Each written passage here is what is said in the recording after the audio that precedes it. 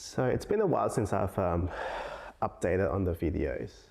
I think it's been over a month actually. And since the last video, I think we mostly talked about launching the actual business and having the studio open. And now the retail space is also open. I think it's been 2 weeks now. And the unfortunate thing is that we're back into lockdown for 7 days in Melbourne here in Australia. So it's interesting, it's tough because technically for some reason we're allowed to do click and collect, so any online orders can be picked up in store as long as it's contactless, but we're not actually allowed to make stuff. And that's the frustrating part, because it's like, if we could somehow schedule it so only one person's here at the same time and it's safe that way, and at least our members are able to get some work done and not have to do a massive catch up once the lockup is finished. But anyway, it's annoying, but it is what it is, so we are dealing through it. So I basically set up the store with a little table at the front, push all the display to the window just to get a little bit more window display going, because we actually don't have a window display properly done yet. So our table that usually sits in the middle of the retail space goes to the window, but it's actually been good. The studio has been working great. People have been coming in, doing work all the time. We often have people working till late at night or coming in and out throughout the day. And I think having the after-hour access makes the membership so much more valuable, because then you're not restrained by your work hours and the studio hours. And if we open 9 till 5, even 7 days a week, a lot of people will miss out on actually being able to come in and do work.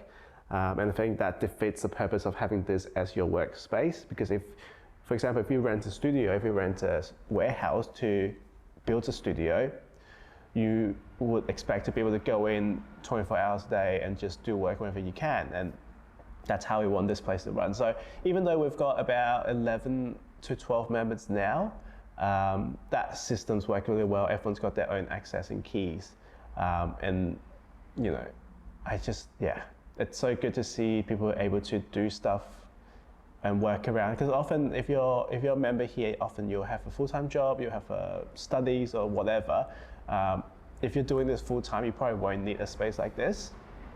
I'm seeing people produce a lot more. There's a lot of interesting work coming out of the kiln, and I can't wait to photograph. We just unloaded one yesterday, and there's a lot of stuff that I think will do really well in the retail space. And speaking of which, the retail space has been going well. I think we've had one good weekend where lots of people came in. We had a lot of sales. I think the weather's been a big issue, just because it's been quite cold and rainy here.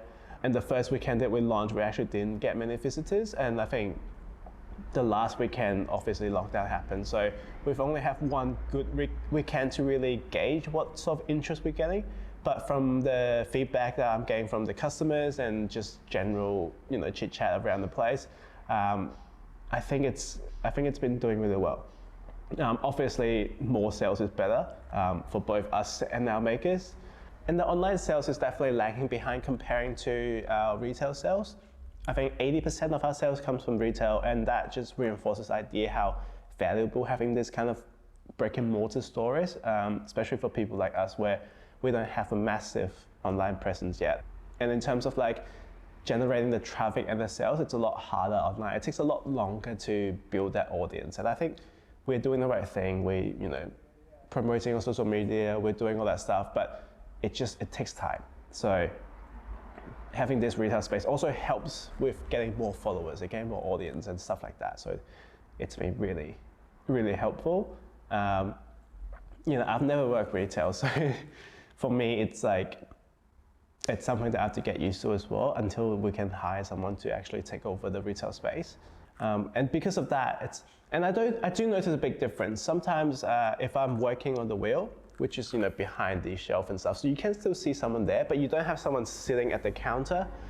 People often walk past, even if the door's open, they'll look in and they won't come in. I think that's a bit of a hesitant in terms of people don't know if we're open yet. We also don't have any stickers or branding on our windows, which I've got the design sorted. I just need to get it printed and installed. So there's no opening hours. Often people don't even know what our business name is, because we only have one tiny kind of font saying 1280.gallery on the bottom of our window poster, and it's not a very intuitive kind of area. I think once we get the stickers in and we've got stuff on the door, we've got stuff right beside the entrance. And I also want to do a little paragraph or something where we introduce ourselves so people can get a sense of who we are. And that's mostly because often people have a lot of questions about this space because it's something quite unusual. So hopefully that will help kind of cover a bit of that basics. Like people often ask if we do classes. So on the window display, I want a list of things we do. So it's basically just could be like 1280 and then .gallery, .studio, .classes, .firing. I want to add as well because people often don't know that we also offer a firing service without seeing our website and stuff like that. So I think that's also something nice to have on the window. And we've got quite a decent sized window, so we can fit a lot of information on it without it feeling very cluttered.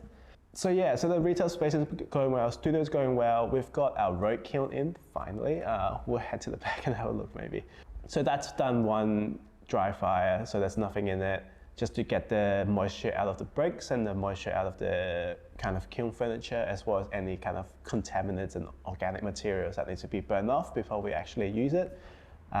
So we actually haven't used it properly yet, but we don't have much to fire right now because obviously people aren't here. There's a lot of bisqueware coming out of the big kiln, but people won't be able to glaze it, so there's going to be this kind of gap of not having things to do. And as much as I want to just make stuff while I'm here, I'm just going to not, because that's the restrictions we have right now, and I'll just deal with it that way.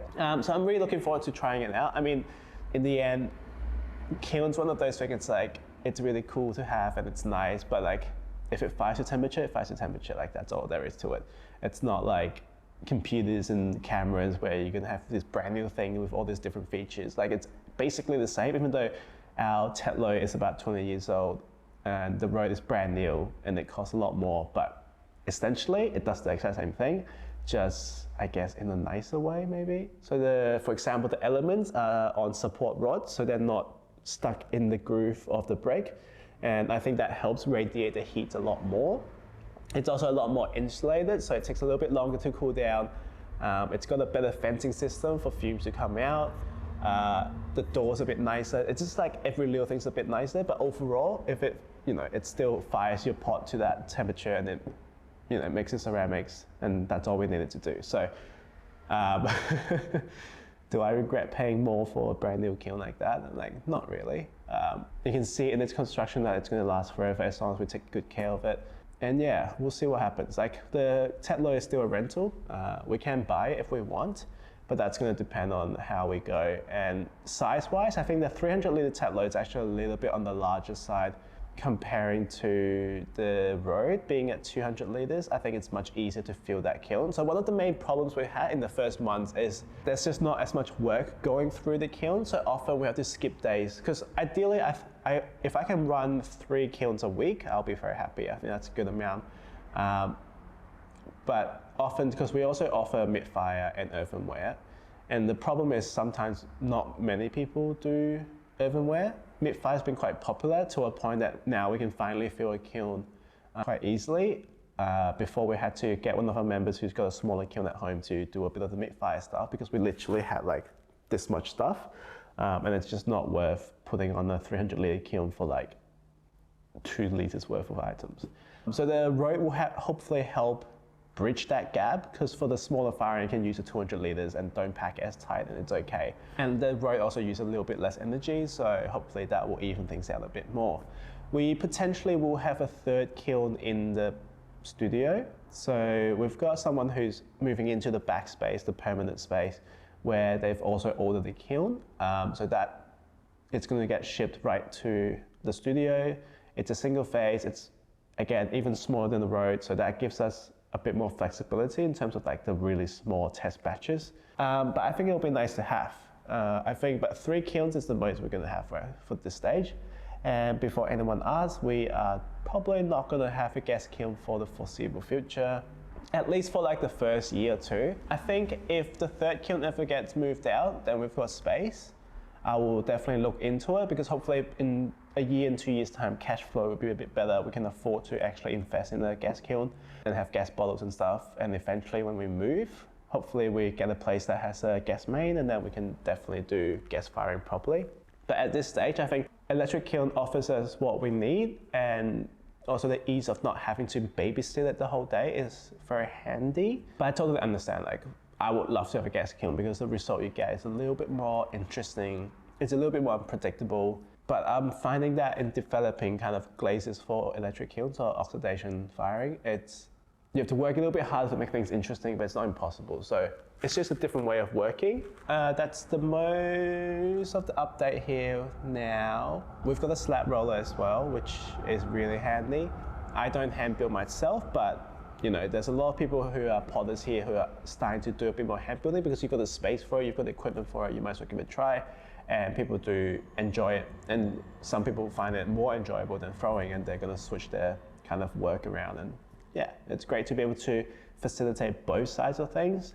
So we've been running our pottery classes for 2 weeks now. This week was meant to be the third week, but obviously everything's postponed to the next week. So we've been getting a lot of really good feedbacks from people who are in the classes, and we've been getting a lot of like work out of it as well. So most of them this would be like the very first term, so the very first time they've ever worked with clay or on the potter's wheel. There's a couple of people who's got a bit more experience, so obviously they kind of go through the process a lot faster, they already know what they're doing, so it's more about kind of helping them, I guess, with the more advanced shapes and forms and techniques and stuff like that, where with the newbies it's more about building that foundations of like wedging and centering and all that very simple stuff, but it's going to help in the long run if they kind of get that focus now. So I packed a load of Bisfire yesterday, and there's a lot of students working it. So it'll be nice to see like work being finished for the first time and people finishing the very first piece, because I think that's always something special about that, even though most of the time it's like probably not your best work, obviously. But yeah, I think I still have like the first couple of pieces that I've made back at home. I actually still use a lot of the stuff that I've made at school. Yeah, so class has been going good, and I think in terms of like the business side of thing, I don't know, just with DLE, I've always gone into a lot of transparency in terms of like the numbers and stuff. I think with 1280 it's going to be a bit different because there's a lot more people involved in it, so obviously I'm not going to talk about individual maker sales and stuff like that, and I probably won't go into like our actual retail sales side of things, but just vaguely I think we're at the point where we probably just break even, and that's actually really good news because we've launched, like I said, we've launched probably officially 2 months ago for the studio, and in that time we've kind of built a bit more of a membership. I think we started with about 10 people, and then now we've got 10, 11, 12, and potentially 13. So that's been going well, and I think once the backspace is rented as well, then we'll be a really solid point where like, yes, we're definitely breaking even every month, and then with the retail sales, we can kind of help produce that profit, because that was always the plan. Like the rental, we're not making much money out of the membership, the rental and stuff. I think the main money maker, to be honest, at the end is going to be the firing service. So anything involving the kiln and the retail space. So if we can get those two, which is a lot more scalable, because with the membership, we're capped at 12 to 14 people. Like any more than that, it gets too busy and it doesn't work as a workspace. It becomes more like a casual throwing studio. We can't run any more classes because that takes away time from the membership. And that's also not what we set out to do. Like we didn't want to be a pottery school. There's enough of that already. So with the membership and the rental space at the back, that's capped. So with those all in full capacity, we should break even. And then with classes, it helps kind of any unforeseeable, I guess, spending that helps with that. And then retail space and kiln is what's gonna really, I guess, make money for us. And at this stage, it's hard to tell how that's gonna go. But for a brand new business to be able to not constantly lose money, I think for me, I'm pretty happy about that. Like, yeah, this is month 5 now, and if we can break even in half a year, obviously we're not going to recoup all that capital that we've spent buying all the equipment and stuff. That's going to be a long run thing, but that's assets that we own. So, you can't think of it as just money gone. That's like, if we sell the kiln, we get most of that money back, so it's fine. Like that's an asset that we own. So we're not in a hurry to make that money back. Obviously, if we can make that money back, great.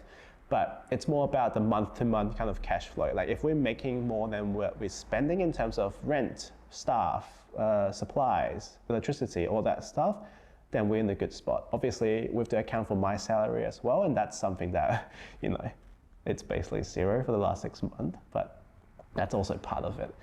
So yeah, overall, I think everything's been going to plan. I think there's been a lot of frustration throughout, but that's not because things are going wrong. It's just more things are taking slower because shippings are delayed or parts are missing and tradies cancel and stuff like that. But like the business itself, the core side of it, like our reaction from our members and our reaction from our customers are all very positive, and we're very happy to hear all that kind of great feedback. I think my main focus for the next kind of half year is to make sure the space is efficient and it's workable. It's great for people to kind of produce. I think that's always our top priority. Marketing for our retail space. So we're going to do a launch exhibition where all our members would produce pieces that they want to display, and we can do an event, and then that will help officially launch the gallery space.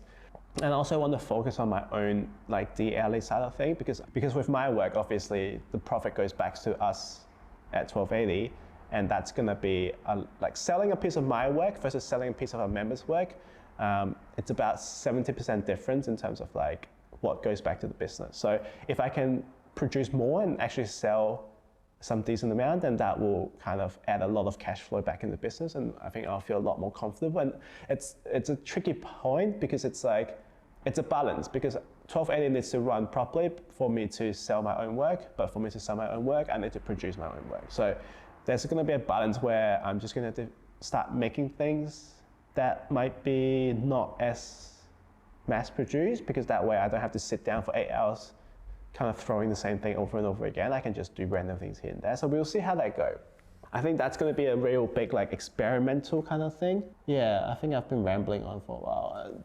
It's hard because now with the business update, it's not just the alley, it's also 1280. So it's like there's a lot more things to dive into. And I want to make more ceramics focused videos as well. But right now, if I don't have time to produce, I don't have time to do YouTube videos on that side of thing. At least with business videos, I can just sit here and talk to you guys and just do a bit of B-rolls, and that's fine. Yeah, it's good to finally make a video and kind of like catch people up on it, because a lot of people have been asking us what we've been doing, and I think the last video was about 45 days ago. So yeah, it's definitely been a while. All right. So hopefully lockdown finishes in 4 more days, and then everyone can come back and just do what we're here to do, and just to make and produce and sell and have fun while we're at it. Yeah. All right. See you later.